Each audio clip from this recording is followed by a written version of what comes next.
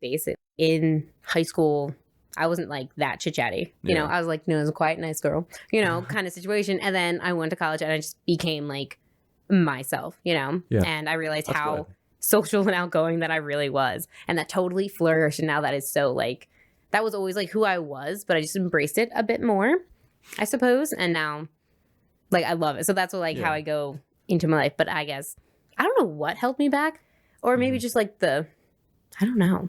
High school's weird. But like after that, I just like became like did me. I just, you know what it is? It's like, not like I hated it or anything bad happened to me. Like I just like floated through and like it happened and that was fine. But I've had this theory where like when you who you are when someone meets you is largely who, and depending on how open they are to change, to seeing you a different way, who you are when you meet somebody is largely who you will be to them for the rest of their life. That is so well put, and I 100% agree. Like if I meet I've had to like cut out friends from my life over the years, and it's like it's hard to do, but it's like you do it because it's like you kind of think it's your fault. You ask yourself, what am I doing here that's causing them to treat me this way? But it's really just they need to treat you better. You can't allow that to affect you, and if you don't cut them out, you get trapped in that. Now, it sucks if you become child famous. Because what happens is the world knows who you are before you're ready. Yeah. That's crazy. Like, before you even really figure it out yourself. Dude, imagine, like, that's what happened in high school probably with, like, you or me, anybody. It's like who you are back then is not, like, a complete, like, you don't have yourself figured out. Right. And so you meet people then, and they're like, they treat you the way that they're going to treat you, but when you treat a person who doesn't understand who they are yet. Right. And it's going to be often negative because they don't understand who they are. Yeah. And so that's what I think it is. It's like, and so to be somebody who can't possibly have their life figured out unless they're really lucky, right? And they have great like they have great guides and mentors and whatnot, which is rare. Teach them how to be the best they can be to mitigate the effects of fame, of people thinking they know who you are, and imposing that on you as like you become famous at a young age. Yeah. Because that who you are, I heard this. It's like think of like Miley Cyrus. Like who you are back then gets captured in carbonite. Yep. For the rest of your life, and you're gonna have like those kind of people have the tabloids talking about them 24/7 about anything you do. Yep. Hate that. And it's like you just got to learn to live with it. I'm glad I don't have, and it's that thing that's like. I kind of am like, it's one of those things. That's the thing where I can be like, okay, you know what? Maybe that's the reason my podcast or my filmmaking hasn't picked up or I haven't become famous. Is because not yet. I haven't figured my life out yet. I have things about me that I want to figure out, and I grow constantly. But like once I get out there, what I am is how you're going to be perceived, you know, and it's going, how you want to hold it. Yeah, it's going to slow down the progression of who I am. When I like the more like. You become well known, and so I mean that's that. I mean, it's crazy because I have zero desire to be famous. Yeah. Like it's just not something that. Yeah, I don't know. I don't need everyone to know me. I'm very okay. Like I want, like I mentioned earlier, like I want the hometown to know me, or I want the community I'm involved with to know me and to appreciate me for like what I'm doing there. It doesn't need to be large scale.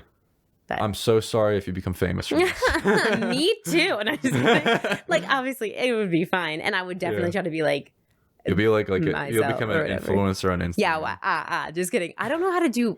I'm not technology advanced at all, so I don't know.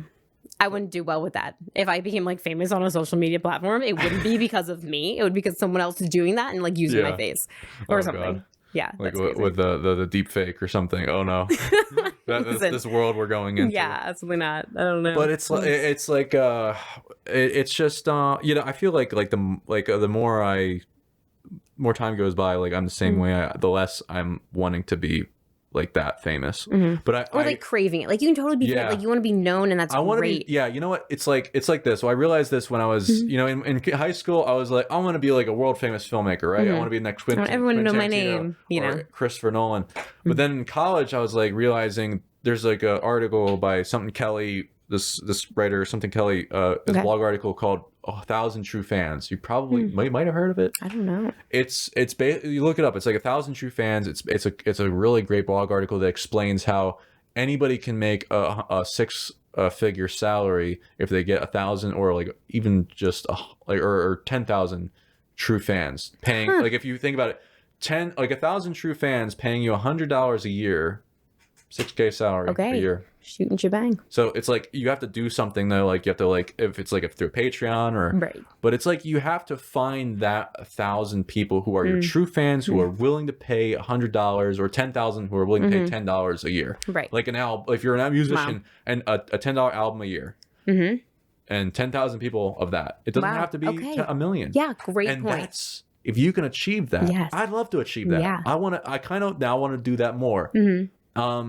But I realize more and more, it's like the kind of things I'm doing, I think it probably lends itself more to like a bigger audience a little bit. I guess just because of what I like to do, what the influence I want my films to have.